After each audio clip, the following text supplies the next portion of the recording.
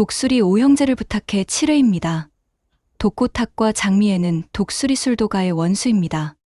30년 전에 독수리 술도가의 경리였던 장미애는 공금을 횡령해서 독고탁과 함께 야반도주를 했어요. 그 영향으로 독수리 술도가는 하루아침에 쫄딱 망해서 문을 닫기 일보 직전이 되어버렸던 거죠. 그리고 야반도주한 장미애와 독고탁은 결혼을 해서 횡령한 공금으로 신라주조 회사를 차려서 벼락 부자가 되었어요. 독수리 술도가 오형제의 부모는 일찍 돌아가셨다고 나오는데 아마도 장미애와 독고탁의 공금 횡령으로 술도가가 폭삭 주저앉게 되자 화병으로 돌아가신 것 같습니다. 그런데 장미애는 독고탁이 초혼이 아니었어요. 그 전에 결혼한 남자가 있었고 아들까지 낳았지만 남편이 교통사고로 저 세상으로 떠나버리자 자신의 아들을 미련 없이 독수리 술도가 대문 앞에 버려버렸던 거죠. 그 아이는 바로 술도가의 막내 오강수입니다. 오강수는 심각한 이명에 시달려서 장차 청력을 잃을지도 모르는 위험에 처해 있어서 안타까움을 주고 있는 청년인데요. 강수가 이명증에 시달리는 이유는 해상훈련 중에 부상당한 신병을 구조하는 과정에서 고막에 심각한 부상을 입었기 때문입니다. 강수는 고막 부상으로 더 이상 잠수 활동이 어렵게 되자 제대를 하게 되었어요. 강수는 우연히 LX그룹 회장 딸인 보미가 어려움에 처하게 될 때마다 혜성처럼 나타나서 보미를 구해주게 되는데요. 그러다 보니 강수와 보미는 연인 관계로 발전을 하게 됩니다. 강수는 제대 후에 형수와 함께 독수리 술도가에서 막걸리 만드는 일을 하게 될 것 같습니다. 강수의 친모 장미애는 독한 성품이지만 자신의 친아들인 강수와 우연히 마주치게 되면 한없이 애잔한 마음과 죄책감으로 강수를 넋을 놓고 바라보게 됩니다. 하지만 이런 모자 관계를 현재 남편인 독고탁은 전혀 모르고 있는 상태예요. 독고탁은 신라주조에서 만든 술들은 술맛이 형편이 없으니까 무슨 술수를 써서라도 독수리 술도가를 손에 넣으려고 안달이 난 상태예요. 하지만 이걸 알게 된 장미애는 자신의 친아들 강수를 생각해서 남편이 독수리 술도가를 먹어버리는 일만은 하지 못하게 완강하게 막고 있어요. 하지만 독고탁은 독수리 술도가의 신제품 장광주가 너무도 탐이 나니까 아내 장미애 몰래 독수리 술도가를 집어삼키려고 은행 지점장에게 헛소문까지 퍼뜨립니다.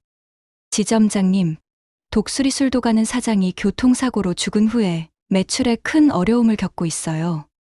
그러니 대출 연장해주면 돈 못 받으실걸요? 이렇게 지점장에게 헛소문을 흘려버리는데요. 한편 마광숙은 은행 지점장이 갑자기 대출 연장을 안 해준다고 하니까 매우 상심하게 되었어요. 이렇게 막막한 상황에 독고탁이 짠하고 나타나서 내가 특별히 선심 써서 너희 술도가를 좋은 값에 사주겠다. 이렇게 나오는 거예요. 마광숙은 매우 신난해졌어요. 대출 연장은 안 된다고 하지. 당장 돈 나올 곳은 없으니 더 이상 술은 만들 수가 없지. 큰일 났네. 독고탁 저 원수. 30년 전에 우리 독수리 술도가 돈을 몽땅 도둑질해간 저놈에게 우리 술도가를 팔아넘겨야 하나? 이렇게 고민을 하게 되었어요. 그런 찰나에 갑자기 걸려온 전화. 바로 호텔 중의 호텔, LX 호텔에서 전화가 걸려온 거예요. 이번에 새로 나온 장광주를 호텔에 납품하는 걸 고려해보겠으니 시음할 막걸리를 가지고 당장 와달라는 구세주 같은 전화였던 거죠. 마광숙은 독고탁 앞에서 의기양양하게 강한 펀치를 날립니다. 보셨죠? 우리 집 막걸리 수준은 바로 호텔에서도 인정받는 수준이에요.